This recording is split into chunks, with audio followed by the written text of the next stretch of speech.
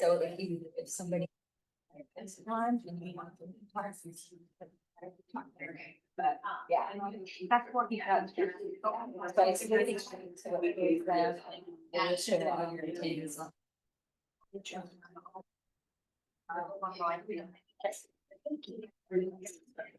And these are.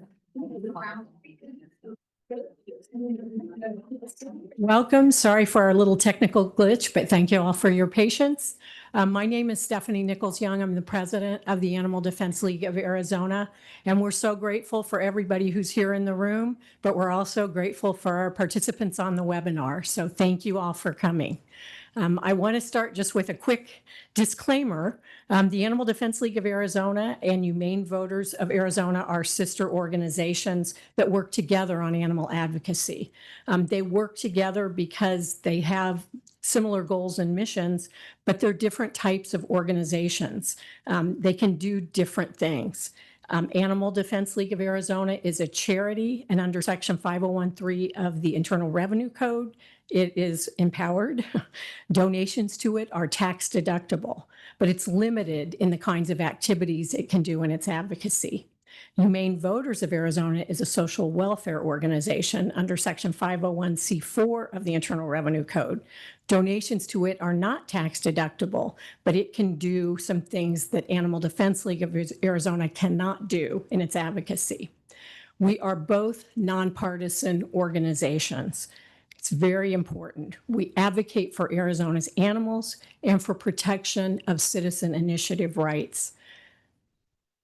And we'll come back and talk more about those in a minute when the panel starts, but that's all we do. We don't take positions on any other issues. I do want to take a minute to acknowledge Humane Voters of Arizona Treasurer Tom Krepich is here. He's a volunteer and works hard for the organization. Thank you, Tom. And I want to go ahead and introduce our moderator tonight, who is Martha German. I don't want to upstage you. Martha, we met about 17 or 18 years ago, and she'd been a tennis pro. She'd been in sports marketing. She was an executive in that field, and she had just retired after 23 years at Apple. She was in a leadership position there, and she wanted to do something to help animals. Using the skills that she had developed, because one of the aspects or the group that she supervised were the government relations people in a number of states. So she had the responsibility for working with state legislatures on education, technology, and she also hired and managed lobbyists in the states where she worked. She was interested in getting involved in animal issues, and she felt like using her lobbying skills, she could help groups of animals and maybe have a bigger impact than trying to use other skills. So she wanted to get involved with us, and you can imagine how excited we were to have someone just walk up and say that. So thank you, Martha. She lives in Phoenix, although she has the good fortune to spend some time in Pine Top in the summer. She's with her husband, Carl, and their rescue dog, Dolly. And you may see pictures of Dolly on some of our social media and other communications, as you will all of our pets. So if you volunteer with us, it is a chance for your pet's rocket to stardom. I just want to mention that. I do also want to interview Karen Michael, hiding behind the sign. You have to at least wave. Karen, you have to wave. Karen is our own MacGyver. She grew up in Santa Fe, New Mexico. She received her BSRN from University of New Mexico. And after graduation, she and her husband moved to the Valley. She retired from nursing, but she became a mom, an animal advocate, and a mural artist. She is a board member of both Animal Defense League of Arizona and Humane Voters of Arizona, and she's also a full-time volunteer for both.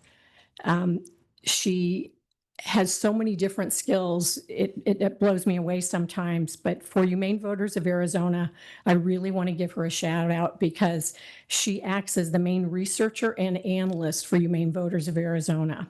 And you'll hear us talk about, and later you will see one of the things that she produces, which is the legislative report card.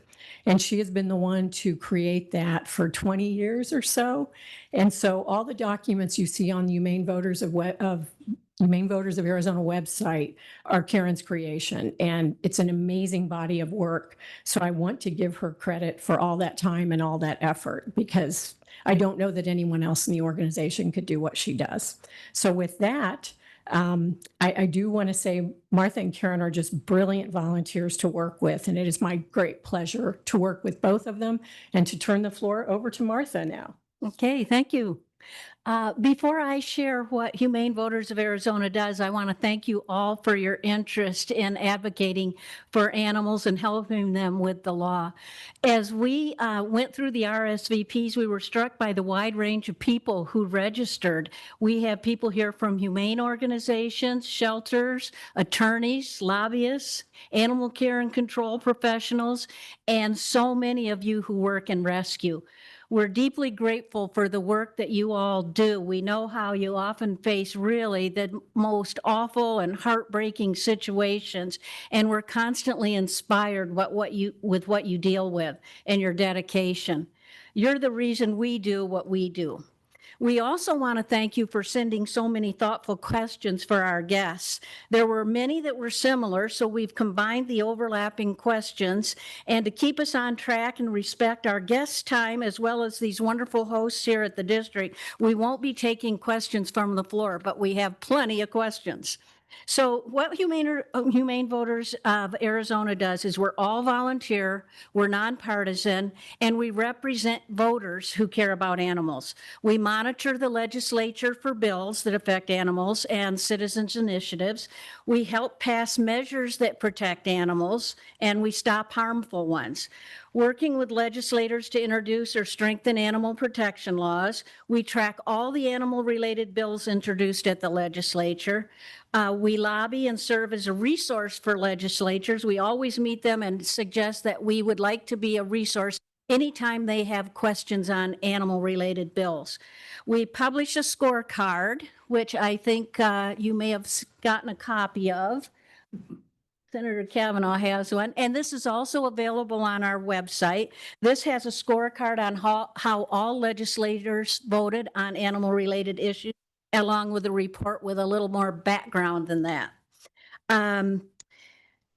If you'd like to get more involved, a good place to start is learning who represents you.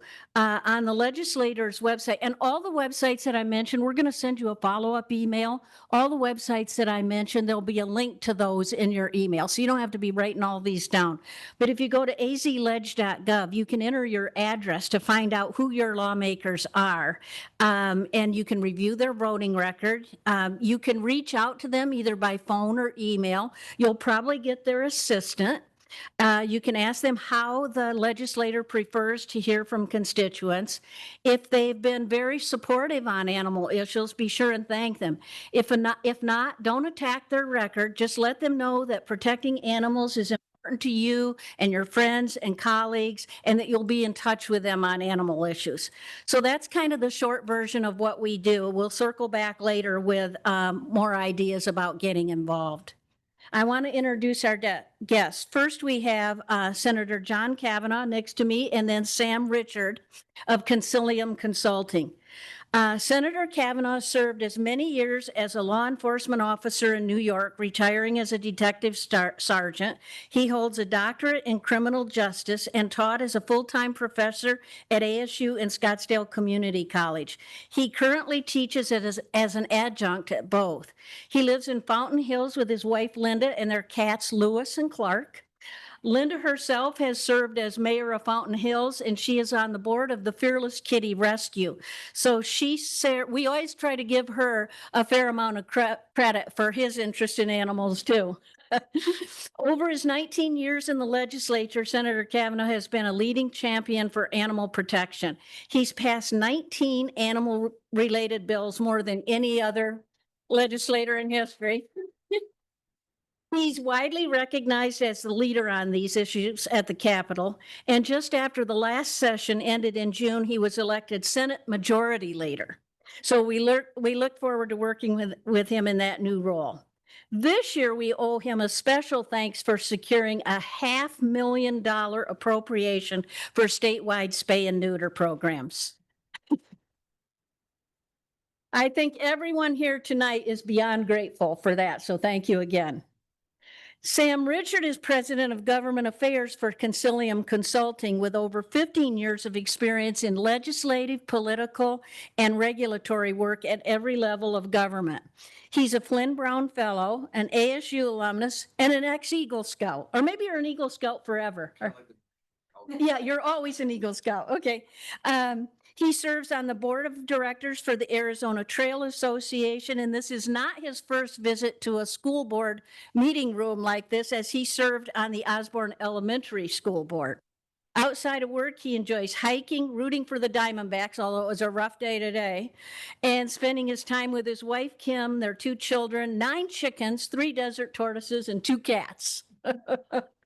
So tonight we want to begin by talking with Senator Kavanagh about his new book that was just published in June. I think you've seen the cover of it up here on the easels. It's a valuable resource about state legislatures in general with a special focus on Arizona. It's titled State Legislatures, an Owner's Manual. The timing of its release was perfect, as we've been wanting to do a panel like this for a long time, and this gave us the perfect opportunity. And we're fortunate to hear directly from the author, and we'll be giving away 3 autographed copies of his book when we finish. So, Senator Kavanagh, tell us how the book came to be. Yes, as was mentioned, I've been teaching college, ASU and SCC full-time for like the last 25 years. I retired a couple of years ago. I do adjuncting. But I primarily taught criminal justice because that's what my PhD is in, and I was a cop for 20 years. But I was talking with President Michael Crow of ASU in my capacity as a Probst chair. He was in my office, no doubt asking for money. I hope I gave it to him. I don't remember that year. But I just casually mentioned that, I always wanted to do a course on state legislatures because, I've been there for 19 years in both the House and the Senate. And along the way, I also picked up a master's degree in government and politics because I've been interested in politics since I was 15. So we said, sure. Now, when I was a criminal justice professor, if I had to teach a new topic, like probation or something, some corrections, what I would do is I would get the copies of the introductory to probation textbook, right? And I would use that as the outline of the course. Because if you've ever seen an intro to whatever subject textbook, they're almost all the same. I mean, the first chapter is history, then structure, then process, then ethics. It's almost like a template that they all go through. So I was shocked to discover that there was no introductory textbook for state legislatures. And I needed to gather the information to teach the course. So since I was gathering the information, I figured, well, I might as well enhance the information, refine it. So I spent about a year after I taught the course the first time collecting more information. And, you start to research a topic and then something else comes up or somebody mentions something to you. So before you know it, what was going to be maybe 200 pages, like wound up being 377 pages. It is written in a very conversational style. It's not like your typical textbook. It's almost like I'm giving a lecture. And I put a lot of humor into it, and occasional snarkiness, because that's kind of what I do all the time. Being from New York, you kind of do that. So, and one of the amazing things is when I first started writing the book, I wanted to put pictures and illustrations in to break up the text. I was never a great student, so I always needed, things to break up the text so I could think I was reading faster, and like, it's kind of like, I never read the preface of a book because technically you don't have to. The professor didn't say read the preface. In fact, I put my preface into my chapter 1, so I found that. So you can actually read the preface. It's chapter 1, but it turned out it was designed for college students to let them understand everything about the legislature, but it's really good for anybody who deals with the legislature or tries to influence the legislator or legislation. So, I mean, obviously, students, state legislatures, staff members in particular would benefit from it. Lobbyists, so especially new lobbyists, newspaper reporters, and any citizen that is engaged with trying to get things done at the legislature. Again, it starts out with the history of state legislatures. I then go into major reforms throughout history, which have shaped us, like open meeting laws and things like that. I then go into the way it's structured. I then go into where do bills come from, which is actually a long chapter because bills come from a lot of places, including activists. Then I go into another lengthy chapter on how a bill becomes law. There are actually 22 steps in Arizona and in most states that a bill has to go through, 22 separate steps, and each step it can be killed either by a single individual or by a committee or by the full chamber. So it's got to go through all 22 in both chambers to become law, which is why not that many bills actually become law. I go into bill drafting and the way judges interpret laws based on the language and everything. That's a little technical and nerdy, probably more designed for legislators, staff, and maybe lobbyists who are introducing bills. But that was kind of interesting, actually, how that works. Chapter on ethics, of course. Can't have that. You got to have some ethics. Yeah, that's a page and a half. And it's actually, amazingly, I was trying to find a way to incorporate all the different ethics laws. And I found one state that had really comprehensive ethics laws. And they also had an agency which kind of summarized them. So I took their little summaries and I commented on each one as part of it. But you will not believe the state that has a really good job in ethics, New Jersey. It's like, who would have guessed, right? Yeah. So anyway, I have my 10 commandments of good legislating, my 10 big pieces of advice. I have a chapter on threats to the legislature, which primarily come from the executive branch, also the administrative state, another big, and the courts. Those are the major threats to the power of legislation. Now, by the way, this is a very balanced book. I don't take either a left or right position, a partisan position, or even on the threats. You know, I clearly mentioned that while the veto is a monumental threat to the legislature, it also serves a purpose of killing bad legislation and tempering things. Let's see. Oh, and then, of course, the chapter which might be of most interest to the general public, and that's how to communicate with the legislator. And that chapter, by the way, also has a second half, which is how legislators should communicate with their constituents. But it goes through, you know, what not to do and what to do. And quite frankly, there's much more of what not to do than there is what to do. But anyway, so again, I put it on Amazon, and yeah, it's selling fairly well. I got a good I can market to college professors. I can market it to legislators, activists, you know, everybody. So it was interesting writing, and I'm already working on the new edition because, you know, I'll read something, I'll hear something, I got to put that in, and I have a little Evernote account on my phone. I can make a new note in my notebook for additions. So I'll just come out with a second edition. This way, college students can't buy used editions where I make no money. Yeah, exactly. But I kept it cheap. $14.95 digital, $19.95 paperback, because I didn't want to like rip off students. I remember, man, taking a law course in like $119. Like, are you out of your mind? Anyway, Well, if a guide like this existed when you were a freshman legislator, would this have helped? If a new legislator reads and studies this, they will literally have the knowledge of somebody who's been there for like 5 or 6 years. They'll avoid embarrassing themselves, you know, by doing stupid things or asking stupid questions. And I mentioned 5 or 6 years because it's kind of like police work, you know, like, you know, I mean, I hear people say, a cop for 20 years, I got all this experience. Yeah. And it occurred to me that really Having 20 years of police experience is like having 5 years of police experience repeated 3 more times. I mean, the first day everything's new, the second day almost everything. But by the time you're like a year or two in, there's not much new happening, all the time. So anyway, I really, and that's one of the reasons I wrote it. And I'm actually sending copies to all of the speakers and Senate presidents around the country in the hopes that they purchase copies for their new legislators and their staff to not only enhance the effectiveness and the performance level of state legislatures around the country, but to make a lot of money for me. So, how has the book been reviewed? I know there was a review a couple of weeks ago from kind of a surprising source, a glowing review from a pretty left-leaning Yeah. political. Yeah, it's actually gotten good reviews. I gave a copy to Tim Story, who is the executive director of the National Conference of State Legislatures, which is the premier national organization, and he's been involved in that like for 20 years, and he really gave it a phenomenal review, which I obviously shoved on the back cover.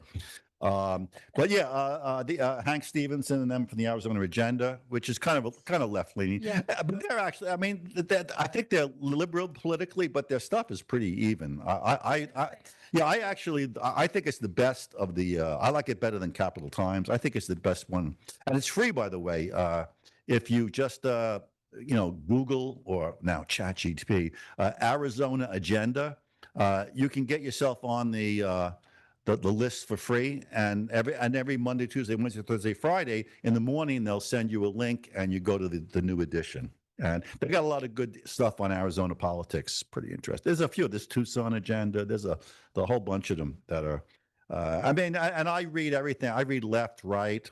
I watch Fox News obviously, but I subscribe to the Arizona Republic to find out what's happening, although they're not doing much reporting anymore in the state.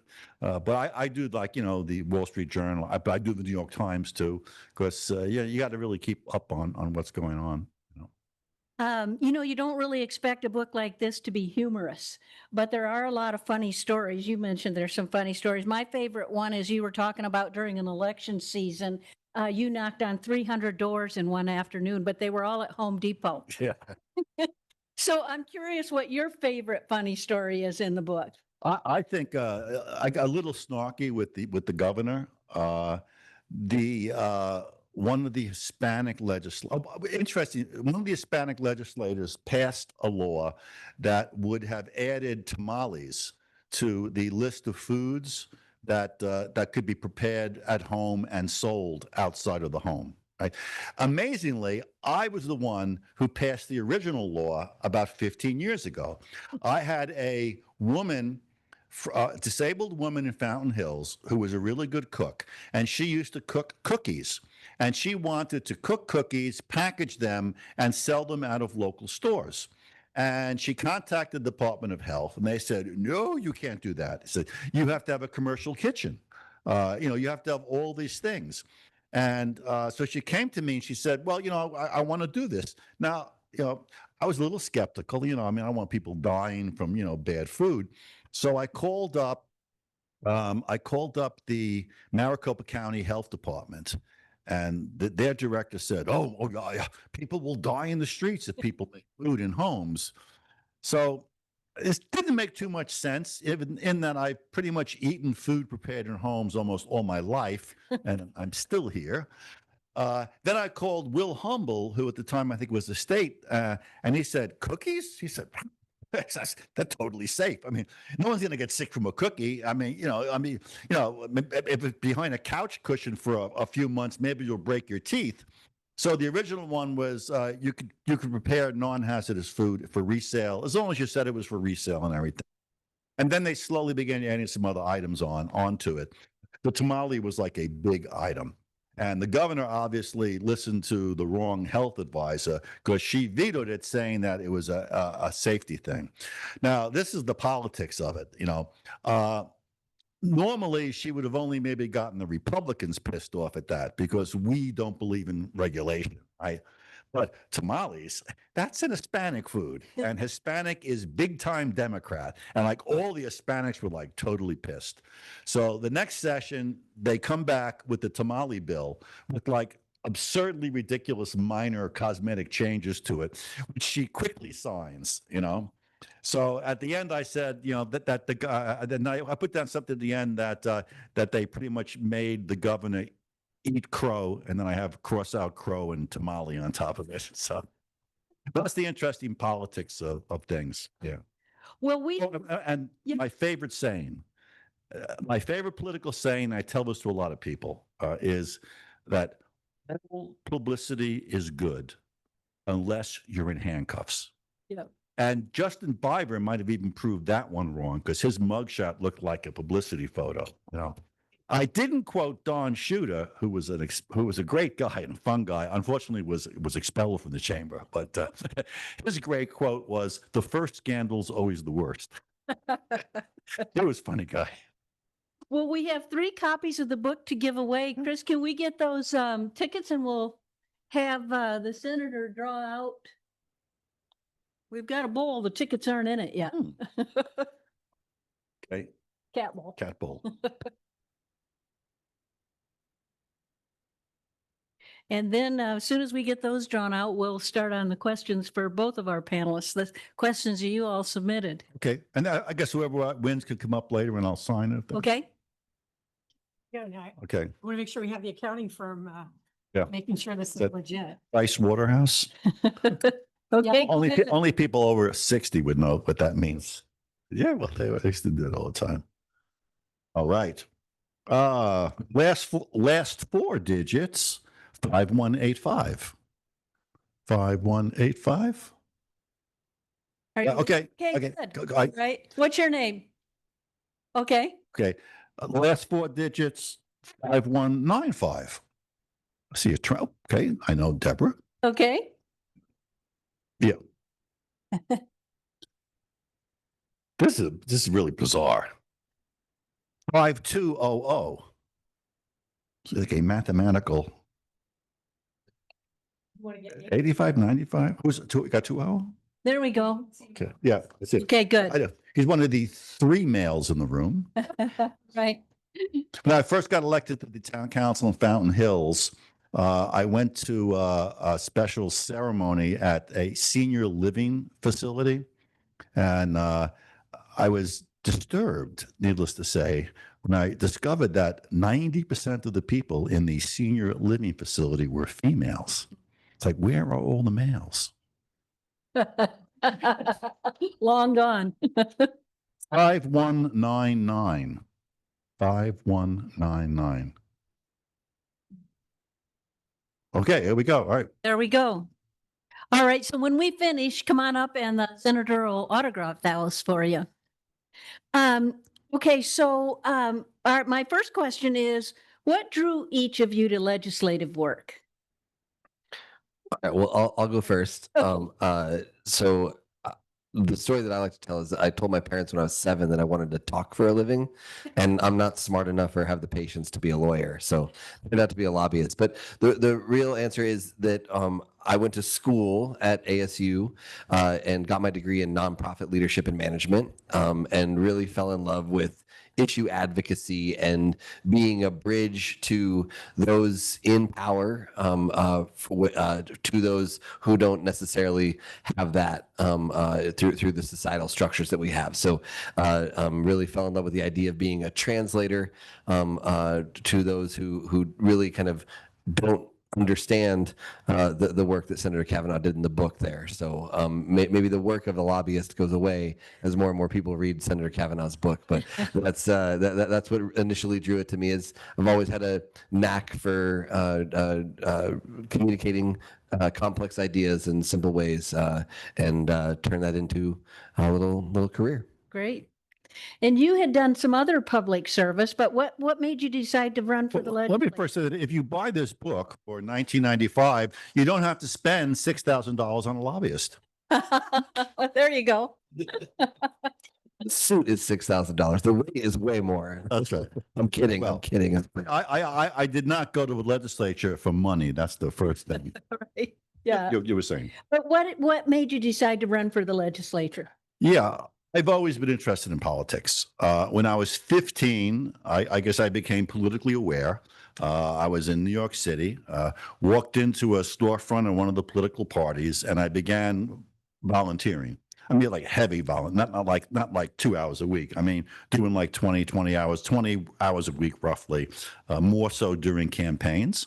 I got involved in political clubs, advocacy clubs. When I was in high school, we had a group called Young Americans for Freedom. It was a conservative college and high school group. I went to NYU in the late 60s and early 70s. That was in Greenwich Village. So, I was like battling the, left-wing SDS, and it was a good time, but I was still involved with the political club. Even when I was a police officer, I was a Port Authority police officer. I worked mostly in the bus terminal in Manhattan before Giuliani cleaned it up. So it was a lot of fun. But I lived outside the Port District. So I actually ran for town council. I got elected to a town council, partisan town council. It was kind of funny because I went to the union president, Gennaro Aprilli. These are like big, powerful, New York City unions. And I said, Jerry, I said, I guess we're not supposed to be in politics, but I really want to run for town council in my town. I said, I'm not sure. He goes, hey, you run. We got a union lawyer who take care of you to give you any problems. So, yeah. Then I retired after 20 years because my wife couldn't take the cold, and we moved out here to Fountain Hills. I'm sorry. I was on the town council in the small town that I was in for 3 years. Then retired, came out here. When you run a town council, people will tend to remember the things that they don't like that you did and forget the things that you did. So slowly more and more of the town, would suddenly not like what I did. They'd give my wife dirty looks in the general store. It was a real small town, like 1,200 people. So we get to Fountain Hills. She said, look, I know you like politics, but no more town councils. She says, they have this nice Parks and Recreation Commission. You can get on there and be a commissioner and do good things. I said, okay, I'll do that. So I got on Parks and Rec. First issue was bike and walking trails in the washes, which was unbelievably controversial because anybody who lived in a wash didn't want anybody there, So I was in the middle of this massive controversy. So my wife just said, well, you might as well run for town council, which I eventually did. And then I was on the council there for 6 years. It gets a little repetitious. The topics of a town council are not as varied as the state legislature. In 6 years, an open seat in the House came, and I ran, and the rest is history. When you tell us about when you each first visited the legislature, the first time you went down there, what was your impression? And then has that impression changed over time? Wow, it's definitely changed over time. I'll take that in reverse order.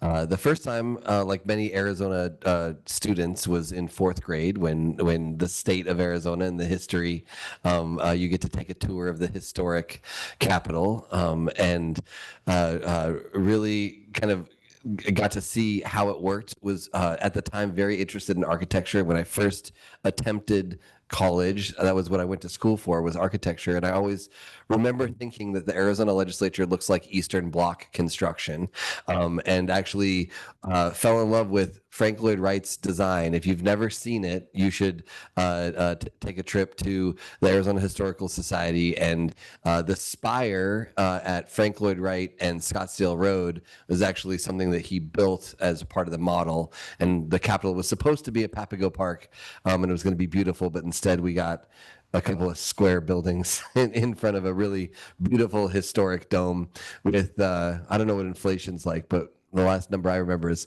$1.5 million worth of pennies, is how much copper is in the dome underneath Lady Victory there, which spun when the old cowboys would come out of the saloon drunk and shoot at it. So there still is, you can see some bullet holes up there if you ever get a chance to go to the top of the dome. It's kind of a fun thing. But the building itself, I guess a long way of saying that, is rather unimpressive. But I think that you know, as you get to know it more, the people that really make the building hum, the staff and you know from you know the maintenance crew to the legislative assistants like Chase and Senator Kavanagh's office. To the actual policy staff that work in the basements and on the second floors, really make that place special. And it's one of my favorite places to be from January 15th to January 16th. Yeah. And then the shine wears off and then I hate it. But no, I don't know. Well, the first time I went there, I stood and I looked at the Capitol building and I said, well, it's kind of quaint and historic. But then I said, well, why did they build 2 Motel 6s next to it? Yeah, the House and Senate building. Oh my God, what a humiliation! I mean, you know, and it's you know, I go on legislative trips and you know we visit capitals all over the country, and I mean, some of these are like you know like Xanadu, and then I come back and it's like, oh my God, man. Anyway. Do you guys see major shifts in how the House, Senate, and the governor's office work together based on party affiliation and leadership changes? What a softball question, but it's baseball season. So that, Yeah. I mean, I think that in some ways it is a moving target, though.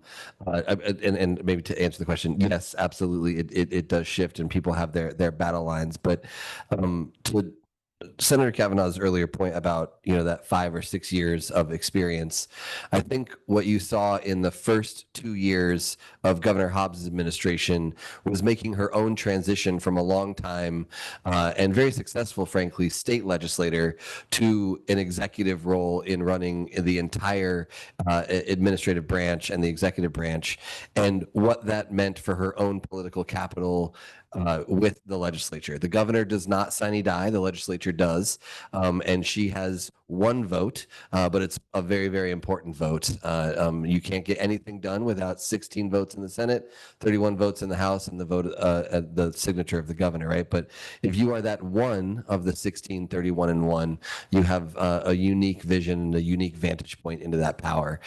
I think what we saw is the first 18 months, the first 24 months of the administration really trying to really understand the power that it held and the role that it had in negotiation. I think the budget that Senator Kavanagh negotiated this legislative session was dramatically different, and I think much more structurally sound at the anchors than the previous 2 budgets, both from a political standpoint and from a policy standpoint.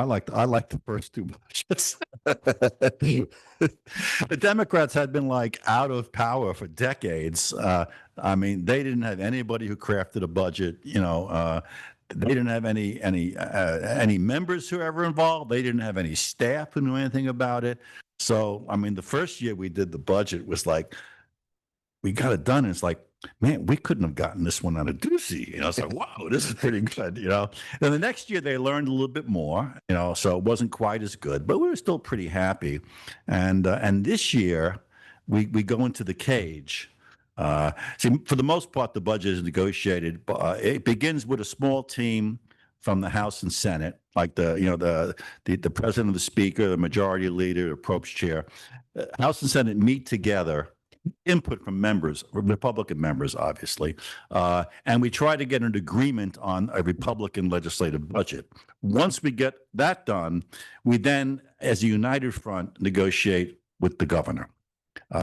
And even when we had all Republicans, it was not that easy with the governor. Governors are always a pain in the ass to do the budget with. And then, of course, when you have divided government, where you have a Democrat governor and a Republican, it becomes a lot more difficult. Now, this year, of course, will be somewhat easier because we're not really going to have any discretionary money to spend. There's going to be some extra revenue. It'll be mostly eaten up by conforming to the federal changes, cuts in taxes, which will do that. And you really can't argue too much over nothing. But I mean, we walked in this year into the cage and we started negotiating, and their new chief budget guy, a guy named Ben Henderson, who worked for Ducey on the budget. Yes, he did. He started talking, and I remember saying to myself, "Oh, S asterisk IT. I said, this guy knows the budget. And he did. So it was a much more even match. He also knows dogs, by the way. Ben is a rescue dog owner and good. loves to go hiking with his pup. Good to know. Well, now we'll get really into the animal protection issues. One of the things I wanted to start with a comment about, one of the things that we hear all the time is Arizona's laws are terrible.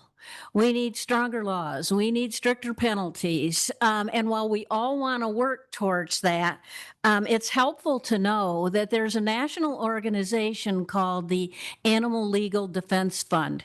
And every year they do a ranking of all the states' laws related to animals. And in the most recent year, Arizona is ranked number 12 in the country. So while we all want more, we're in the top greater than 25%. So it's helpful to know that, I think. Now, all bills from this session that we just finished go into effect tomorrow. And there were three main animal measures that you all worked on in some way or the other. One was the one that strengthened the animal cruelty code with better definitions for shelter and medical care. Another one that Senator Kavanagh sponsored raised the bond from $25 to $500 if a person has animals seized in a cruelty or abuse case, the money that they have to put up while those dogs are held, and it helps the agencies that are holding those dogs defray some of those costs, because a lot of times those dogs are in very bad, dogs and cats are in very bad shape, and they go through a lot of cost on medical care. And then the last one was one that Senator Kavanagh sponsored the original bill, and Sam spent a good deal of time on getting this one passed, that add greater penalties and financial liabilities for cruelty to service and law enforcement dogs. So would either of you like to comment on any of these three bills? They go into law tomorrow. Yeah, well, just one thing, because I today when the Dodgers won, they also won the division. So and you could see some of the horses that were in front of the pool. So the working animals actually is inclusive of both police dogs and police horses. Right, yes. So just a small provision there, but we now have parity. So any cruelty against any animal, whether a companion animal, service animal, or a working animal, now is a class 5. So we're proud of that one. Yep. Just that it's often a slow process. It so often takes several years to get the bills passed, and that's because, again, the 22 steps. So you can have a bill which has a lot of popular support, but it gets stopped by one person. So sometimes you have to delay a bill for like 2 years, because if it got stopped by somebody the first year of a 2-year term, well, that person is going to be there next year too. But if you go the next year, then maybe that person's gone, or he's not the committee chair anymore, and you're going to get it through.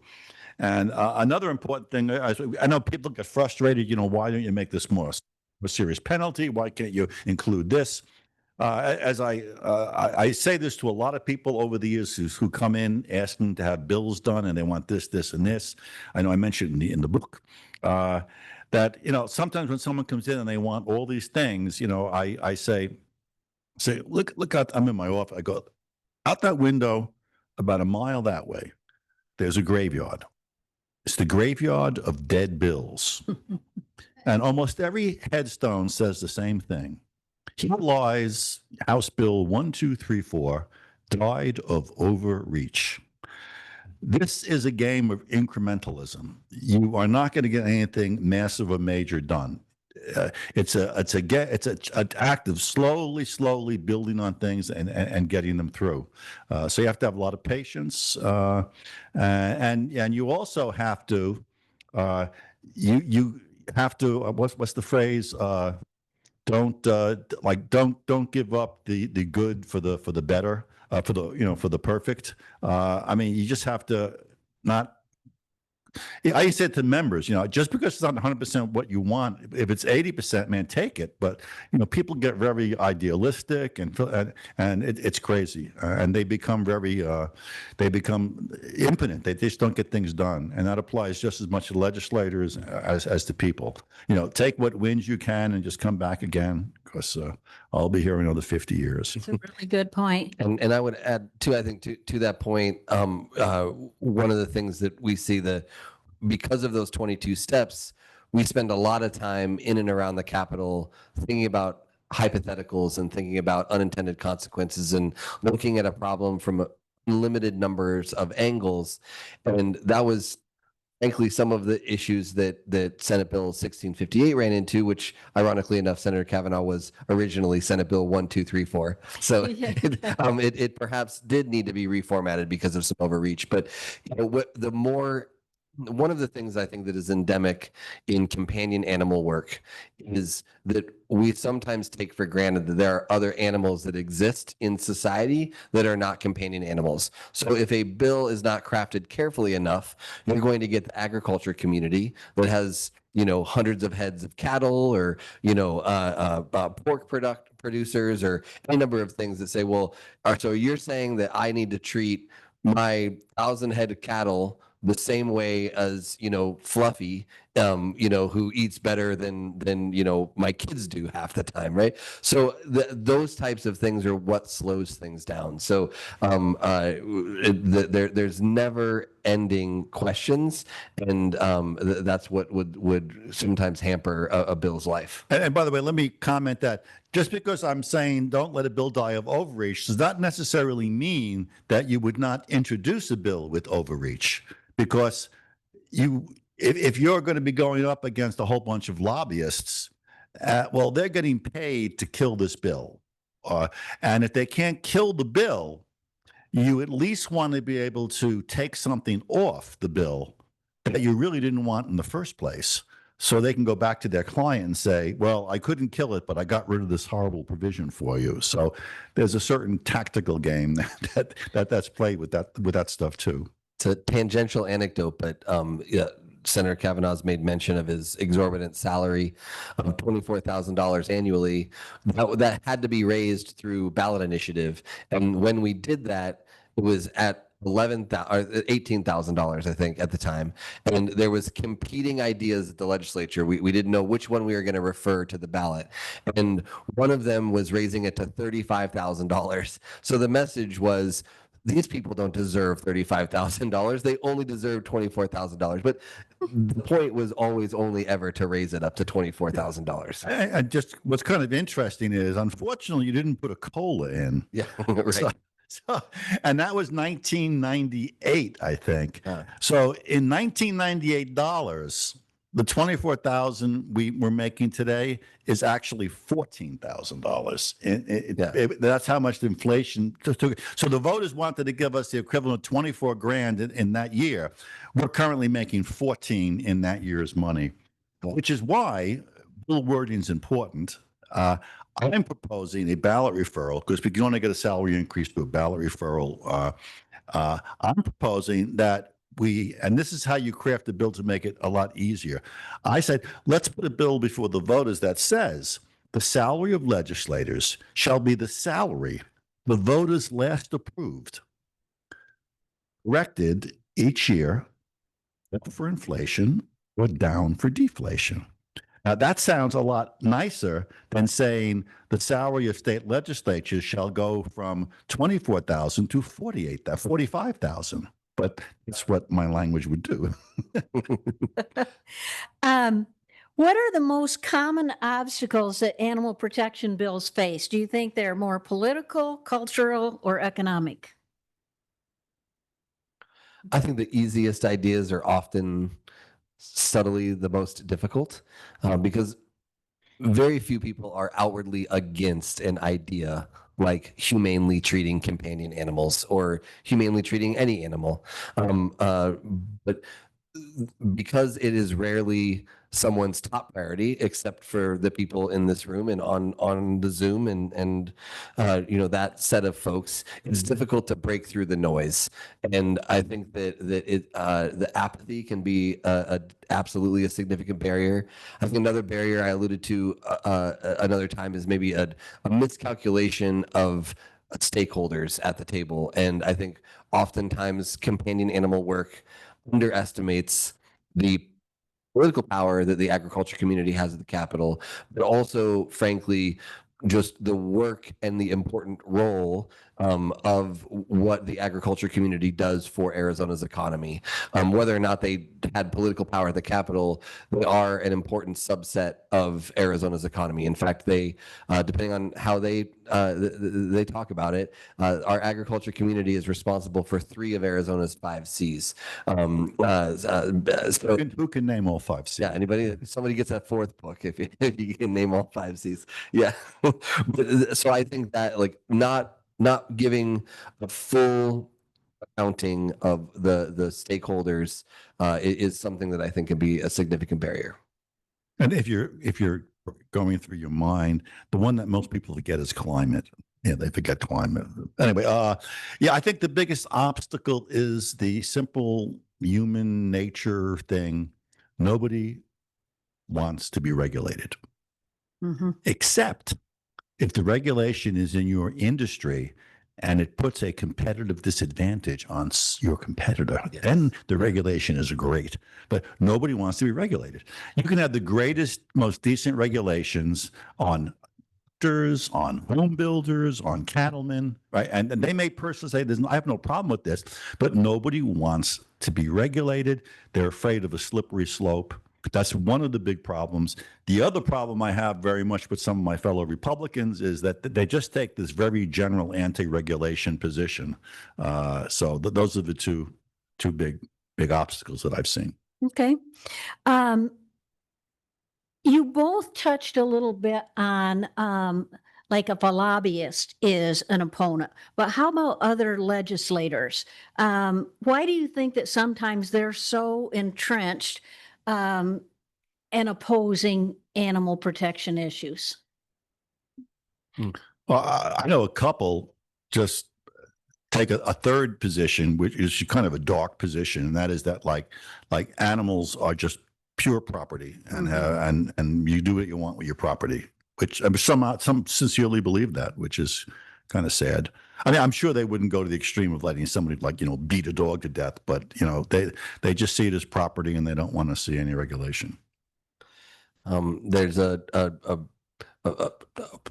phrase, a word that you may be familiar with called Occam's razor, right? That sometimes the most simple explanation is likely the one that it actually is. I think apathy can sometimes be a big reason. Like very few people, want to, harm an animal, especially a companion animal. But just because you have that's a pretty low entry point, a pretty low baseline. So to have someone actually care about it, I mean, even like in your caucus, Senator Kavanagh, I can perhaps name 2 or 3 others off the top of my head that care even remotely as much on the topic as you. And in the Democratic caucus, we keep losing these people, right? Dr. Shaw was a key champion of animal welfare at the Capitol. He's now retired from the state legislature and running for Congress. And some of the people who he recruited and shaped to be animal advocates behind him are no longer at the Capitol either. So it really is something that you all need to do and to call for action for those of you in the chair and watching on the Zoom is to make sure that you as a constituent tell your elected representatives that if it isn't a top 3 priority for them, they should really consider making sure that this is something that's on the top of their minds. You mentioned, what was the razor? Occam's razor. Yeah, you mentioned Occam's razor, which triggered. I'm going to read a short segment from the book because I mentioned Hanlon's razor. Oh, I love Hanlon's razor. So I have a chapter called The 10 Commandments of Good Legislating. And the 7th commandment is, you shall never attribute to conspiracy that which is explained by incompetence or stupidity. And it's so true. I said, never attribute to conspiracy that which is adequately explained by incompetence or stupidity. is a variation of Hanlon's razor, which states, never attribute to malice that which is adequately explained by stupidity. So Robert J. Hanlon of Scranton, Pennsylvania, wrote Hanlon's Razor as a submission to a book about Murphy's Law, an adage that asserts that anything that can go wrong will go wrong. There's probably more truth in this commandment than anywhere else in the book. Reread in this paragraph, reread it. Not attributing to conspiracy, what incompetence or stupidity can explain is wise advice. There is far more incompetence and stupidity in the world than conspiracy, and erroneously assuming conspiracy can make you look foolish and get you into trouble. I am not saying that conspiracies don't exist, but you should rule out incompetence and stupidity before jumping on the conspiracy bandwagon. That is probably the most sound advice in the whole book. Absolutely, I like that. One other anecdote, if you don't mind, Martha. So as mentioned, I'm an Eagle Scout. I do some volunteer work with the Grand Canyon Council here, and there was an effort that the Boy Scouts, the Girl Scouts, FFA, and a number of people in that kind of space, school club space, had a bill that went unanimously through the legislature that would have allowed groups like that to be able to come to a school like this and give a presentation on the merits of joining the Boy Scouts, the merits of joining the Girl Scouts. Sometimes a bill fails for absolutely no reason to the bill itself, and it has everything to do with personal squabbles with the sponsor and other people in leadership. The sponsor of the bill that had passed the chamber unanimously was the reason why the budget was kind of in limbo that particular legislative year. And the leadership in the opposite chamber didn't really like that person.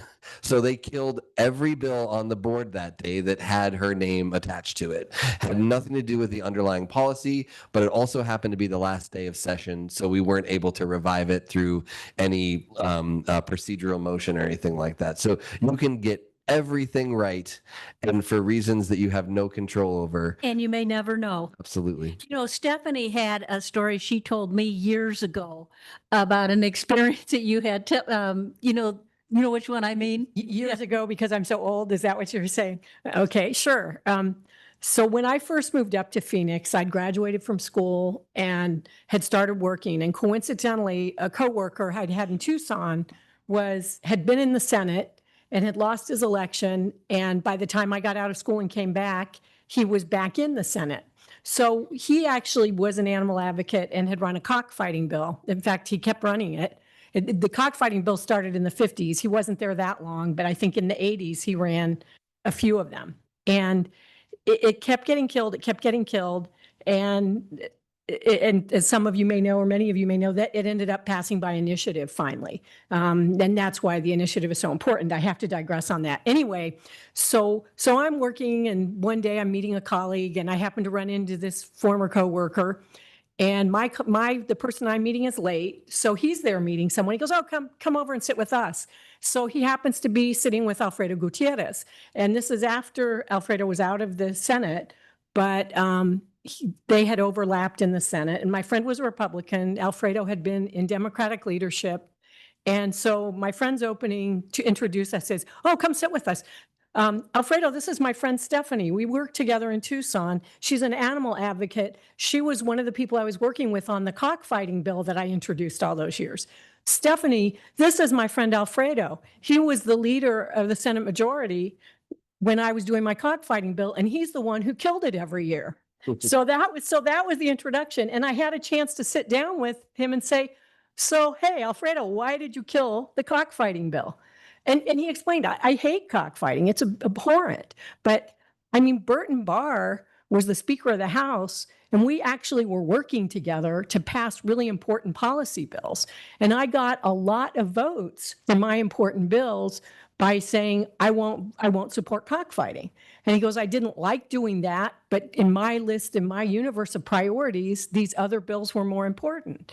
And I couldn't really argue because it was in the past, but to me, I guess I should ask you guys, since you're the experts. So when people find themselves in that situation, how do you deal with that? Well, first of all, sometimes the members' bills will be killed as a matter of maintaining party discipline. If members get really way off the reservation, then they can suffer penalties, that they can be removed from committee chairmanships, they can be removed from committees. We can relocate their parking space even further from the now remote locations where people are allowed to smoke cigarettes.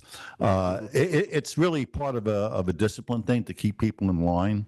But you mentioned the word initiative, and let me, about, I don't know, 8-9 years ago, I went to a fundraiser. I don't know if it was the Arizona Humane or the U.S. Humane, but it was in this like really fancy Paradise Valley hotel.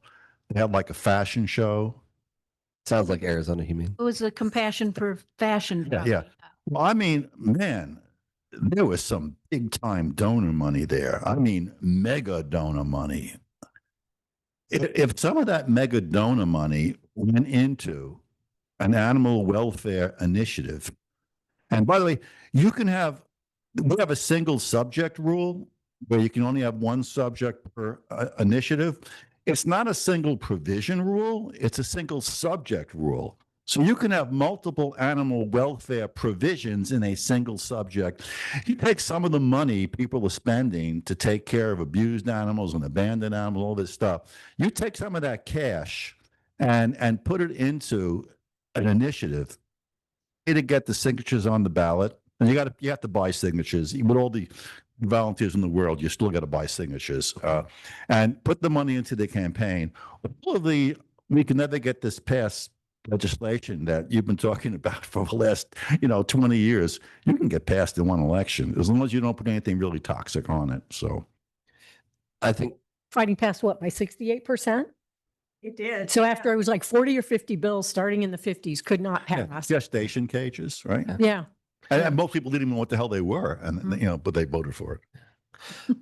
You mentioned two giants, Leader Gutierrez, who just recently passed, and Majority Leader Bert Barr, who was there for 3+ decades. That isn't a dynamic anymore that we see because of term limits. In fact, Majority Leader Kavanagh, I think, really is an outlier. Well, an outlier in 19 years served. I think that you're probably the longest continuous serving lawmaker currently, with someone maybe like President Pro Tem Shope right behind you at 16, maybe Mesnard. Alston. But she, I don't think it was continuous. Yeah. So, there's that factor doesn't matter. So, you don't really go anymore. So there was a joke, you go to Alfredo's shop, right, to get the votes from his caucus. That dynamic isn't there. I think this legislature, 24 or maybe it's 25 of the people are completely brand new. Yeah. So every factor, 2 years. Another factor there also is that in the old days, campaign contributions, many of them would flow into the chamber leadership, and the chamber leadership would give you your campaign money. So talk about having, a thumb on the members and keeping them in line. And now that doesn't happen anymore. Plus, they don't have like booze in the office anymore either. No, not anymore. But yeah, we have 8-year term limits, so you can't do 8 consecutive years in one chamber. So I was 8 years in the House. I was termed out. But fortunately, there was an opening in the Senate that I hopped over to. So, and then I was in the Senate 4 years, and Michelle Udenti-Rita, who was a rep, she was termed out. So rather than have her run against me for the Senate, we just flipped. And then I was another 4 years there, and then I flipped back. So I flipped back and forth. So I call myself trans-chambered, and my preferred pronouns are sen and rep. Why do you think it was so difficult to get the bill clarifying better definitions on the cruelty code? It started out with food and water, and those were amended out. And then we did keep in the veterinary care and shelter. Yeah. Why do you think that was so difficult? I think it's a theme that we've been nibbling at here. I mean, one of them is the lack of a broad base of champions. Senator Bullock is an amazing champion for animal welfare, both prior to this bill, but obviously demonstrably so after her leadership of the issue around 1658. But also, I think there were some stakeholders that weren't a part of the conversation, at least maybe as visibly a part of the conversation throughout the entire process. So I'll call it the surprise flanking from the agriculture community really slowed down the process. And I think what Senator Kavanagh spoke to earlier around people just having a general disdain for additional regulation, which was largely the reason why Chairwoman Rogers never heard the original Senate Bill 1234. Mm-hmm. Yeah. This is one that we got multiple questions on this one. How can we address the issue of pet stores selling dogs sourced from puppy mills? The bills to repeal the 2017 law that preempted cities and counties from making those kind of regulations has been introduced the last 2 or 3 years, but it's never been heard. What can we do? Initiative. Yeah, again, that's where you lose a lot of Republicans with you're portrayed as being anti-business. That's the problem. I don't know if they totally understand. But, I mean, I think you just have to convince them of the evils of puppy mills, I mean, kids being, buying pets that are, have genetic problems, have to be put down. I think you have to communicate, really the horrors of that. I think that the unfortunate reality with the preemption law is that you can make the argument, and I think probably pretty cleanly, that it had very little to do with the puppy mill issue, but we obviously are now kind of backed into a corner when it comes to that. There was a relatively famous, if you were here for it, story when the city of Tempe, their city council, wanted to ban the use of single-use plastic bags at the grocery store. So then there was an effort to ban the ban of single-use plastic bags. I know. I had a big debate with Lauren Kuby on Horizon. Yes. That was so much fun.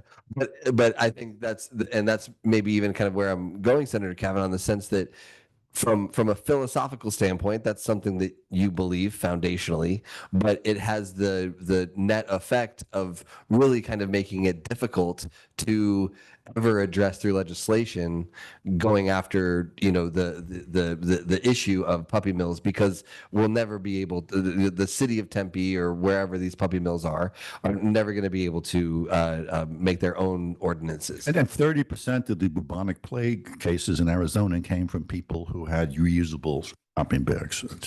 I just made that up. 3/5 of all statistics are all made up. I go into Sprouts and they want to charge me a dime for the stupid bag. And I wind up carrying the crap out in my, give me a break. So let me ask you this. I'm jumping ahead to another question, but it kind of ties in with what we just talked about. So if a bill is likely to be DOA or a non-starter, like the puppy mill repeal has been, is it helpful to drop it anyway? Or if it's done multiple times, is it easily dismissed? The legislators have very short memory. They won't remember that it was introduced the year before. Really? Yeah, I think Nobody's paying attention in the first place. Yes, I think that's a big piece. I also think that yes is the answer to those two options. Right? I think that you could make an argument for one of the others. Either it would get lost in the transom, or there always is or often is efficacy in introducing a bill, building a media campaign around the bill just for the attention. I think that Senator Kavanagh has been known to do that around a couple of bills he knew weren't going to go anywhere, but still wanted to draw attention to that. So all publicity is yes, good. yes, except unless there's handcuffs. Another benefit, though, is that if you run a bill, you can find out who the opposition is, and then you can work on that opposition. you know, Mhm. because sometimes, you know, if it was a committee chair, I wouldn't hear it, you know, then in the interim, you can work on that person, try Yeah. to convince them. Yeah, and a related to animal welfare example of that is for many years, we as the animal welfare community have attempted to put forward a ban of declawing cats. And the biggest opponent of that is the AZVMA, the Association of the Veterinarians, because veterinarians don't want additional regulations on that. But continually introducing that bill keeps their lobbyist, a wonderful woman by the name of Susie, at the table so that we can continue to have conversations around what we can do. And her membership has ebbed and flowed and changed throughout the years, and I think has grown to be inclusive of more and more veterinarians who want to have open and honest conversations around how we can have fewer and fewer and fewer cats declawed. And if that's the end goal, perhaps the way that we've introduced the legislation is the wrong way, or maybe not the most complete way to attack that problem. So I don't think that it's necessarily a bad thing to introduce a bill year after year after year, as long as you understand that Einstein said something about Yeah, that. but Susie gets pissed though, because you know, it's kind of. I said, what are you pissed about? I says, I introduced the bill, and you get to fight me, and you make more money off of me. You know, I said, well, what the? She goes, no, because I'm a contract lobbyist. I mean, I have to do everything. I'm not getting extra pay. You know, so, but you know, that was. It was an interesting bill because I was running the cat declaw bill with Shaw, and I was talking to the veterinary people, not the lobbyists, but the vets. It's like, you know, we don't want to do this declawing. We really don't want to, but you know, we don't want to be told what to do and everything. I said, listen to me. I said, you don't want to do it. I'm sorry. They said most of our vets won't do it. Okay, so I said, okay. So here's the deal. Let's ban it. And then when somebody comes into almost all of your vets and wants a cat declawed, you can say, I would love to accommodate you, but it's against the law. Taking the heat off of you. You know, but that they wouldn't buy it. And actually, that was an actual legitimate argument that they wouldn't buy. Yeah. Here's another one that we hear a lot. You know, backyard breeders contribute to overpopulation. Can this be addressed through legislation? I mean, anything can be addressed through legislation, obviously, but you probably run into the same situation that you have with the pet stores, although the backyard breeders probably aren't as organized in terms of lobbying and stuff like that. But I think the key there is to differentiate between a backyard breeder who's just breeding and selling versus some family that, you know, that are like lifetime members of the American Kennel Club and the, you know, the Shetland Shepherd League, and their whole life is breeding for show and improving the breed. I mean, we bought when we were back in New Jersey, we wanted to get an English Cocker Spaniel. And because he kind of looked like Sherlock Holmes, and they're pretty cool. In fact, we named him Sherlock, and we had a cat which we named Watson. So we had Sherlock and Watson. You know, now we have Lewis and Clark. So. Right. But I mean, these people were fanatics. I mean, we went to their house. They had like, you know, the Bassett spoons. I mean, the whole home was, I mean, these people worship these animals, and you don't want to knock these people out, you know? So you have to have proper definitions. And you want to get those people on your side. So they're advocating for the bill against the person who's just trying to make a quick buck and, you know, tip dysplasia, all that other stuff. I think a couple of things come to mind when I think about that question. One is I have a cousin who is one of my best friends who's a software engineer. And if you know any engineers in your life, they talk about the 5 whys. You just keep asking why until you get to the root of the problem. It's root cause analysis, right? And I think that absolutely the issue of backyard breeders needs addressing, but if we keep asking why, we can identify the actual problem and perhaps craft legislation around that. And what that brings to mind is so I was in an interview a couple of weeks ago because it was the anniversary of the death of the astronaut who Tom Hanks played in Apollo 11, and the story of that is something that is indelible in my mind.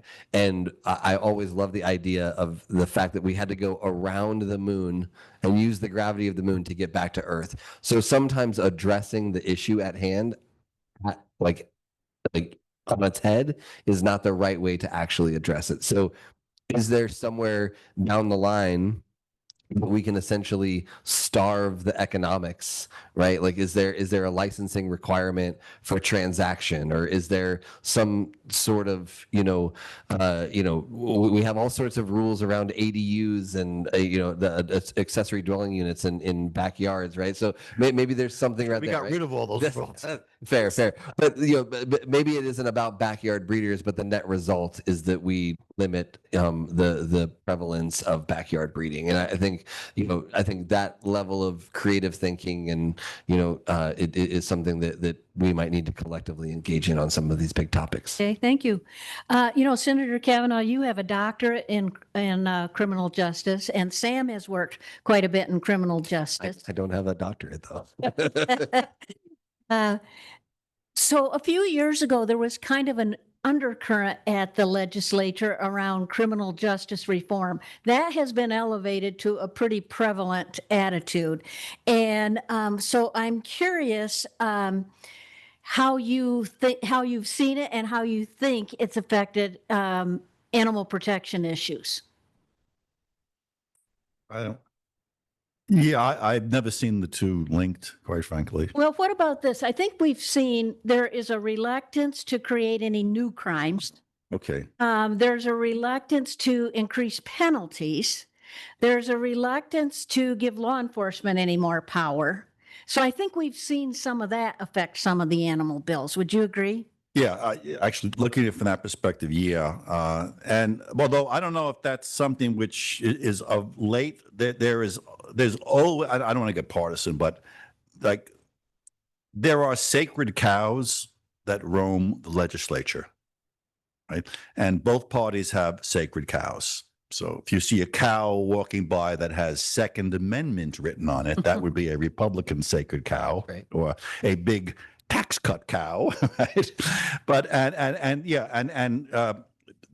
one of the Democrats' sacred cows is criminal justice reform. They have varying degrees of it. I mean, the more extreme Democrats don't believe in incarceration at all, but even the more extreme and even the more moderate ones generally believe in less serious sentences, alternatives to incarceration, and to a certain degree defunding police. Although the police police do some of the extreme cruelty stuff. So yeah, so that kind of plays in a little bit. But yeah. Okay. Let's see. How do you respond when people argue that animal bills place animal rights above human rights? Now, we tend to try to never use the term animal rights. I think it's off-putting to somebody who's a strict constitutionalist. It's better to talk about, the God-given rights that an animal has to not be treated cruelly as opposed to just animal rights. But how do you deal with that when people offer that? Yeah, I don't use the term animal rights because they'll immediately started associating it, with extreme stuff. I just simply say, that people have a moral responsibility not to inflict cruelty or poor care on any creature, Right. And similarly, animal welfare is the phrase I try to use exclusively. And we usually use animal protection. Yeah, So yeah. right. Okay, so now we want to talk a little bit about the reason that most of these people are here, which is how they get involved. So if somebody is interested in being a greater advocate for animals at the legislature, what do you think the best first step is? Know who your legislators are. What's that? Know who your legislators are. I think that's a good one, and using the tools that Martha was talking about earlier. And I also think it can be overwhelming. There are somewhere in the neighborhood of 45 different titles, 40 to 45 different titles of the Arizona Revised Statutes, and embedded within each one of those is about 50 to 80 chapters, and then each chapter has tens and maybe even hundreds of different articles underneath that. So, you can be overwhelmed by caring about too many issues. So if you're in this room, maybe animal welfare, animal protection is your route through the legislature, but maybe there's also another issue, whether it be tax cuts or appropriately funding education, whether that be public-private charter or through the voucher program, whatever your priorities are there, right? So picking a small handful of those and then really trying to understand the process through that. Imagine teaching a child how to fall in love with baseball. You pick a team, pick a couple of players, and then you go position by position and tell them why each one's important. And then after 30 years of baseball fandom, you realize that it's just misery, and that's okay, and that's the point. There's a joke in there, but Well, I think the first step would be to purchase 2 copies of my book, one for your home and one for where you work, so you always have a handy reference in the event you have to advocate. So on a serious note, if you were going to actually advocate, then yeah, you need to have all the information in this book. It will make you very effective. Without it, you would be ineffective. Second thing is you have to associate yourself with an organization. I mean, you're not going to work alone. Even with all the knowledge in this book, you're not going to be effective. You got to link up with an organization and work through them. That's. And then I'm sorry. There's a couple of adages like that maybe even made in the book. I don't know, but one of the things that I live and die by is that if you're not at the table, you're on the menu. So advocacy is extremely important. And then this, I think, has changed a little bit over the course of the last few years, and especially over the last couple of weeks. But one of my first mentors in this space said, you can walk into the state house like you own it because you do. And I think that obviously we have some different security measures and additional security measures that I understand are coming to the Senate before next session. But I think the underlying belief there is true, is that we send Senator Kavanagh to the Capitol. We vote for him and his colleagues to be there. So it is incumbent upon us as citizens, as voters, as advocates, to remind them why we sent them there. I think that there's ways to do that at different levels of compassion and care, and highly encourage everyone to operate with as much joy and love as you can in every aspect of your life, especially embracing the political process. But I think that's engage in the process. I hate to say this, and it's in the book. In all probability, you didn't send me here, even if you're in my district. Arizona has 30 legislative districts. Only 5 of the 30 are what we consider to be competitive, where the number of Republicans and Democrats are sufficiently close, where the Republicans and Democrats almost always vote Republican, Democrat. If it's sufficiently close, where the independents swing the election. Only 5 of the 30 districts. So if you live in those other 25, right? Well, a little more than half of them are red flaming districts. If you're a Democrat, you don't have no say whatsoever in who goes to the legislature, or vice versa. If it's a Democrat district, you're Republican, you have no say. Because who gets here in 25 of the 30 districts is determined in the primary election. If it's a hot red district or a dark blue district, the general election is meaningless, right? Only in the 5 swing districts of the general election decide who gets in. So who, pray tell, picks the candidates in the 25 non-competitive districts? Well, about 20% of registered Republicans will vote in the Republican primary, and maybe 15% of the registered Democrats will vote in the Democrat primary. And who are those? Well, for the most part, they are what we call the base. Highly engaged, highly philosophical, very liberal if Democrat, very Republican if conservative Republican, activist members who follow politics, go to club meetings. Those are the people who are electing 50 of the what am I get my math out? 25 times 250 of the 60 representatives, and what 25 of the 30. 25 of the 30. Those are electing them. And by the way, if it's a Democrat, they're very liberal, and if it's a Republican, then these are very conservative people. That's why when I have a primary challenger as a Republican, if that person is philosophically to my left, I couldn't care less. But man, if somebody challenges me on my right, I'm worrying big time, because that's the way politics is. So well, other than that, you were correct in your assessment. Okay, so if like some of the people that are here tonight want to get involved and they want to contact their legislator, what makes the difference between an advocacy email that gets read and understood versus one that gets just dismissed? I can't answer that question because he never reads mine. Okay. But I probably met with you because Yes. I have a philosophy. I meet with everybody. I don't care if you're left or right. You don't have to be my district. I got people from like the Americans Friends Service Committees, like super left wing, old ladies. Although I'm old, so I guess they're not old anymore. I mean, they meet with me and they leave convinced that the fact that they'll never vote for me is a correct choice. But I believe in speaking to everybody. But from a lobbyist standpoint, they got to make a living. So, so they come back, I met with the appropriations chair. I'm sure whoever hires you likes to hear that crap, even though I'm not going to be influenced by what you say. So you meet with a lot of people and you don't care what their political leanings are. I like the But information. do you think that some legislators would, let's say somebody requests a meeting, would research somebody's social media profile or whatever and learn that they are the polar opposite in terms of politics? And would that, influence their ability to respond or not? You mean the legislature research them? Just a legislator or a staff member would say, okay, I looked this person up and they're the polar opposite that we are. And You're lucky if somebody even listens to you, much less looks you up.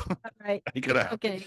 Yeah, I would say the risk of that is low, but I also think that the risk of not getting the meeting is why I would emphasize what Senator Kavanagh said earlier about getting involved with an organization.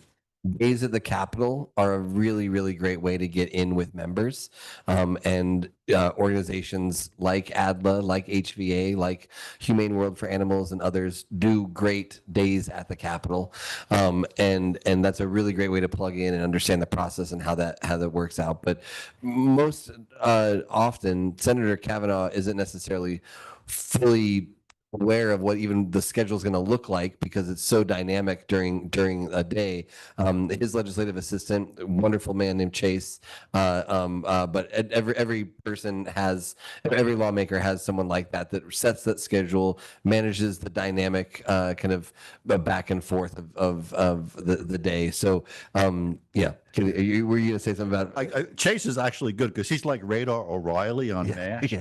I mean, I'm doing like 90 things, all these bills and everything, and I lose track of stuff. And like, he tells me something before I even realized that I was going to ask him that. Absolutely. Yeah. No. Chase is one of my favorites. And they really run the place. So even as much as you get to know your lawmakers, legislative assistants. Yes. I was going to mention that as well. Like if you call a legislator and you don't get to speak to the legislator, but you speak to the assistant, don't be disappointed because they are very sharp. They know everything that's going on. And don't feel like you got the second team. They're very helpful. Let me give you two quick tips, and I think you're gonna put this slideshow out. Yeah. I mean, I made a slideshow out of the part of the communications chapter that has all the pertinent stuff. Certainly, nowhere near as good as buying the book and reading the whole chapter, but you got all the information there. Two quick things. First, there's a hierarchy of communications. In that certain things. So I'm going to go from the highest, most effective level, if you can get it through, to the lowest. Okay. So the highest level is personal verbal communication, where you speak to the legislator. Only do that if you have an appointment, be it phone or in person, or if you're at an event where it's expected, like a town hall or a civic thing or a political club, do not walk up to the legislature when you see him with his family at a restaurant and start. I mean, I've had that a couple of times. People do that. I mean, crazy people do that. All right, personal verbal communication. A handwritten letter is pretty good because it shows a personal touch, but only do a handwritten letter if you can write in script. When you printed handwritten letters look like kidnap ransom notes, and they really look stupid. Personally written email is important, although quite frankly, with AI, you can now go to like a chat GTP, you can put your major points in, and you can say, make me a letter for a legislator advocating this, and it'll print you an email that I couldn't write as well. It's shocking what AI is doing. Cut and paste email, some group will say, copy this, paste it in, say it's yours. You know that. You see the same phrases and crap like that. And the lowest of the low is a computer-generated email where you go to the organization page and you type your name in and hit submit, and they insert your name into an email that we all get. And we get like hundreds on the same day, all the same wording. Sometimes where your name is supposed to be, the computer screws up and there's this like computer gibberish. It's just an annoyance. That's all it Bracket is. F name, bracket L name. Yeah, that's right. Yeah. And the other thing is when you communicate, hey, make sure you communicate. If you're asking for help on something, make sure you've got your legislator, the right one. If you don't know, at least put your street address in, because I'm not going to have my staff handle constituent issues when you're in somebody else's district. We'll refer you or the email to that district, but you got to write your address in, and no one does that on an email, right? The other thing is when you communicate, and especially if you're looking for help. You said the 5 whys. We have the 5 W's. Reporters use it. Who, what, how, who, what, where, when, why, and if you're proposing a solution, how. And you should try to get the who, what, the who, what, where, when, why. You should try to get into your first paragraph as a summary, because we'll read the first paragraph, suddenly discover we are the wrong person, and we can quickly send it to the right person. So the first paragraph is a summary of what the whole email is about, and then the next paragraphs expand on the who you are, what's the problem, right? The whole where, when, why. If it's an issue you're having with state agency, a case number is important. Give us your phone number, your email address, and of course where you actually live. And advocacy letters for business, which don't have an address on it, emails, whatever, man, we could be you could be in Uganda for all I know. I mean, I pay no attention to that whatsoever. I mean, we have organized groups nationwide that will have people email us on issues, right? And we know this is going on. So you could be from Nebraska. This email could be from somebody from Nebraska for all I know. So, it has I might read the first 1 or 2 to see what the facts are, but whether I get 50, 100, or 1,000, it's just meaningless. It's just an organized political campaign. You touched Unless I agree with it, in which if I agree with it, then I may very well make a database of all the emails and then send you a fundraiser in a few months. You touched on a couple of these, but what actions from constituents are not helpful? You mentioned approaching you in a restaurant and the computer generator, but what other? Yeah, beginning your request by saying, I know you're not going to do this. That's, or saying, or coming up to me and calling me buddy, right? Those are general turnoffs. Buddy. You guys, right? How important is it when a bill is going to be heard in committee in choosing who the messengers are that day and what the messages are and other actions like should you flood the room with people or not? Should you have no speakers or maybe let one of the legislators on the committee speak in support of the bill? What are your thoughts on hearing testimony? It's a budget bill. If it's a budget bill, it doesn't make any difference because those are just infomercials that we let lobbyists and people come up and talk to us. That's right. That's right. I mean, I do think the messenger matters. I think how you craft the room. I mean, flooding the room in the Arizona State Capitol is probably less efficacious. It's just more annoying to everybody involved. I think it maybe in a committee room it's a little bit different, but the legislative rooms, like Senator Kavanagh's office, like max is out at 8, and I've been in that. I'm a majority leader. I can. Oh, sorry. His old office, yeah. 30. Yeah, the new office can hold more, but I do think in that limited time,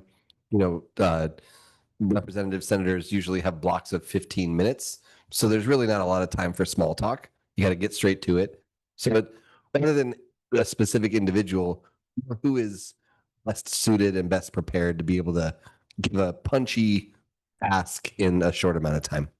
Yeah, I would say that having a lot of people go to a committee hearing is fine, but make sure that they're all wearing a badge or they all have like a shirt on or something, so we know that they're all supporting that group and they just aren't. Well, then again, nobody comes to committee hearings but lobbyists. So if you're not a lobbyist, we probably know you're there, but we don't know what bill you're there for. So something to identify. One of the most effective people in terms of testifying was when I was on the town council in Fountain Hills. They wanted a dog park, and I remember this woman comes in and she's got a cardboard dog biscuit around, and I just remember that, and she was very tenacious, and she actually succeeded in the end. So gimmicks are good. If there's a whole lot of people signed up to speak, we're usually going to say, we're just going to take 3 or 4 people from each side. We generally like to get the lobbyists for or against up, because lobbyists will know the proper arguments. They'll be concise, and they'll do it quickly. And we'll probably let a few regular people come up too, just to create the facade of democracy. Yeah. And to be clear, regular people are above lobbyists. Just Right. What's the best way for advocates to stay informed and support a specific bill at critical times? Through those organizations. So in this room, obviously ADLA and HVA send out really great updates throughout the legislative session. Senator Kavanagh mentioned Arizona Agenda. Highly recommend that. They have paid tools like Skywolf if you're ready to kind of upgrade your advocacy. But kick up $1,000. Yeah. But there's also free tools. You can do the same thing essentially that Skywolf offers through the Arizona Legislative Information Service, or ALICE. Odd bills alert. Yeah. You can get some alerts through there. Yeah. Don't tell Hank. Yeah. So I would say those 2 things. Also, highly recommend Dennis Welch has a podcast version of his show, and then KJazz does their Friday thing, the news cap, and you can download that as a podcast. But you're not going to get much animal welfare stuff. No. There's hardly any, Unless you're on. That's true. But even then, it's different topics. Yeah. Some always on.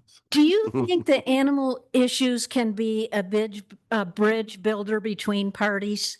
We've seen in the past, some of the most liberal. I remember back on the bill in 2015, maybe, where there was an effort to exclude livestock from the animal cruelty code. And you worked on opposing it, as well as Steve Farley, who was one of the more liberal, and worked, hand in hand. And while the bill still passed, Governor Ducey used his first veto to veto it. But do you think that animal issues can be truly nonpartisan and they can be a bridge builder between parties? I think animal welfare issues are nonpartisan.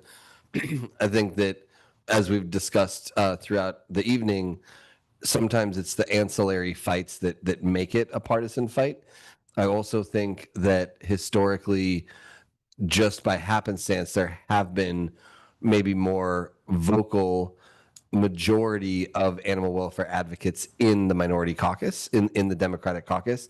I think that without question, and I'm not just saying this because he's next to me, but Senator Kavanagh is by and far the most gregarious and vocal and successful animal advocate at the Capitol. But frankly, he's alone in his party far too often than he should be. And they're just I think the structure of the Capitol has made it a partisan issue, but it really isn't. Your dog doesn't care how you vote, right? My cats don't care. My chickens definitely don't care how I vote. Yeah, and it's nice to say, yes, animal welfare is a bipartisan issue, but understand that not only means that there is support in both parties, it also means there are opponents in both parties. So Yep. bipartisan is Yeah. a two-edged sword. And I think generally, I think a lot of the divide historically has not so much been Republican Democrat as it has been rural, suburban and urban. Yeah. Yeah. However, in my 20 years, the ag industry, including cattlemen, they have lost a lot of their power because you got like 60% of the population is in Maricopa County now. Mhm. So they've suffered some setbacks there.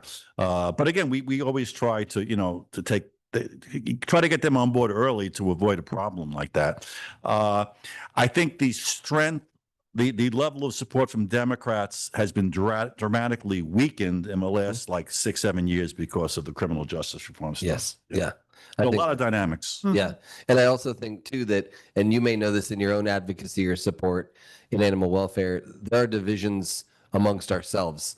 And one that comes to mind, and I think that you were in the House for this, Senator, but there was a big fight between the birding community and the cat community when Rusty Bowers, former speaker, had a bill around that, and indoor cats only because indoor outdoor cats kill the wild birds and all of that, which one fewer grackling is okay in my book. But that's okay. What's that? The And let me just say, we have some birders who do TNR, so. Yeah, well, there you go. Yeah.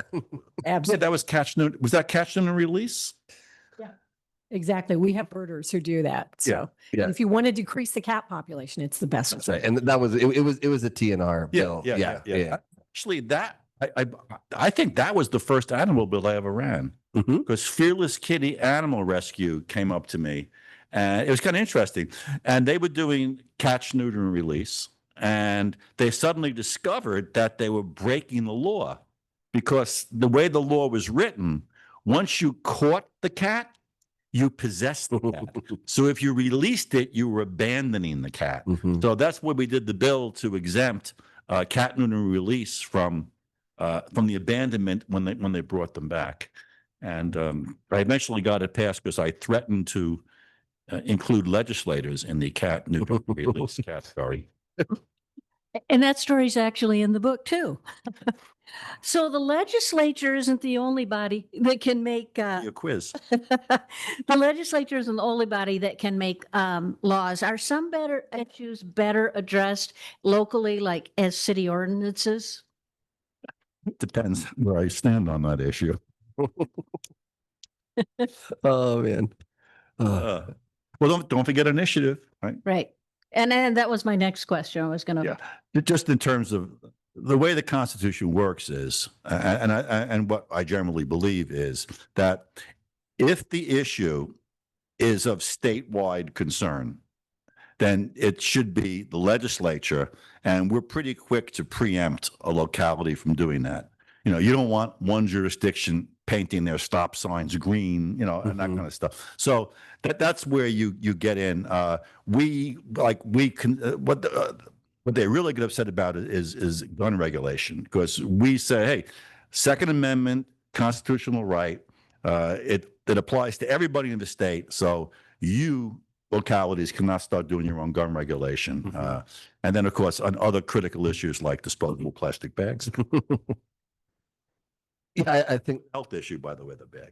I also think that different levels of government have different responsibilities. So how you attack a specific issue might change depending on which level of government you're addressing it at.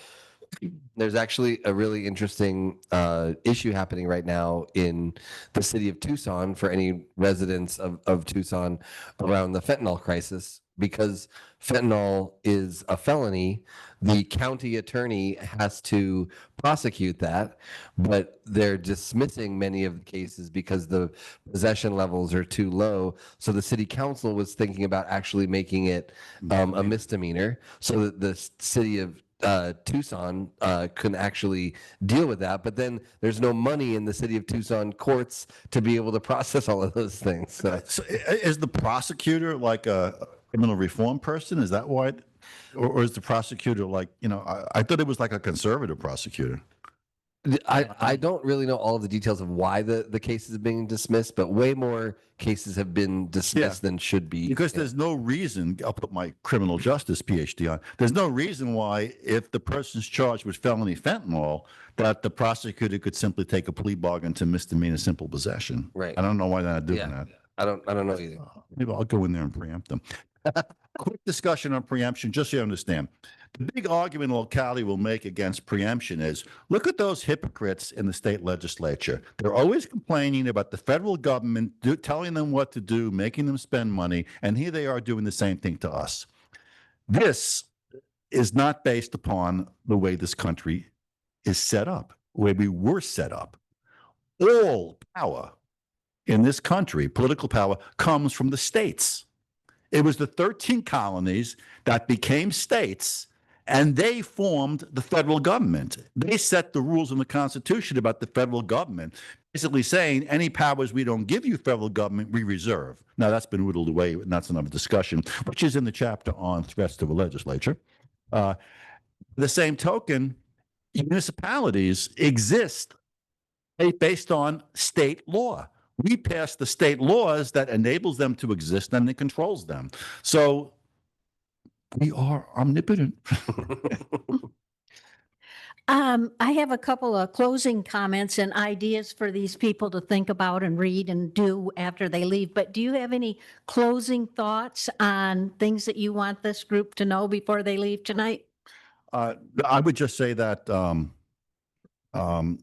you can also get information on all the animal bills that have been passed by going to humaneanimallaws.com, humaneanimallaws.com, which has all the bills that I did. And Martha and Karen are very good at updating that because I have very little technical expertise. And I would very quickly state that I do have an opponent in the primary. And if you go to humaneanimallaws.com, you will not only see all these great animal laws, but there's a little click you could do to donate to my campaign. But that's all I'll say about that. If you can't donate to my campaign, buy my book.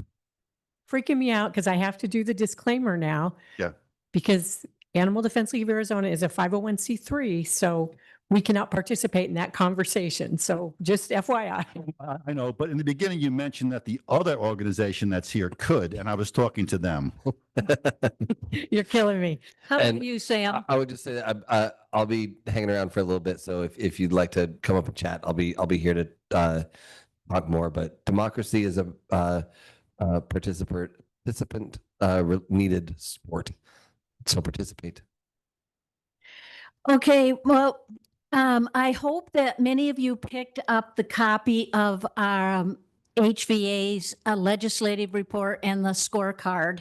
I would spend some time reading through that and see what kind of questions develop after reading that. Another good resource, if you decide that you want to participate and be at the Capitol more, in addition to Senator Kavanagh's book, there's a book called The Green Book.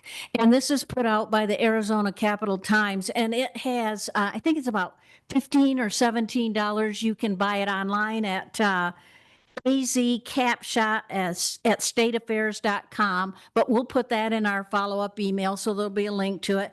And this has all the members, their bios, their staffers, the assistants, seating charts, committee assignments, endorsements, you name it. And this is I mean, I carry mine with me all the time.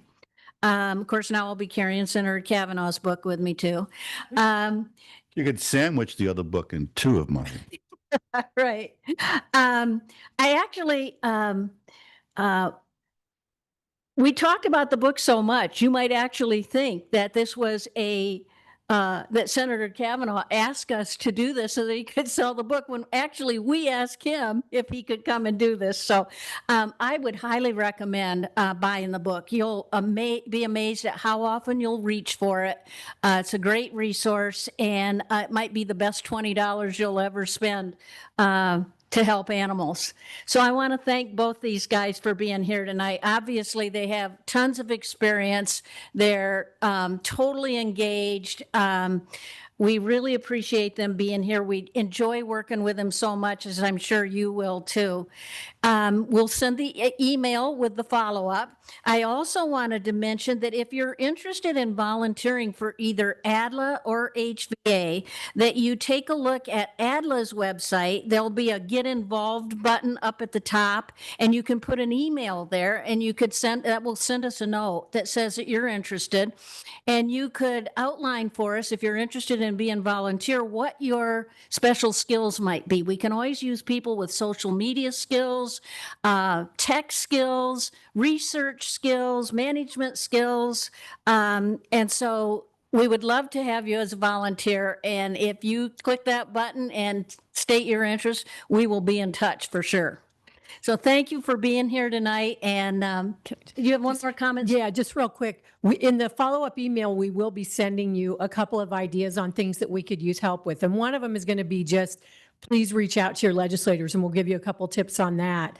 But the other one is going to be a project we're going to be working on. So we'll give you some info. I don't know. Maybe we could have the people who won a copy of the book come on up, and Senator Kavanagh has signed them, and we'll get you your copy of your book. Thank you. Thank you so much for being here, and thank you so much for your interest.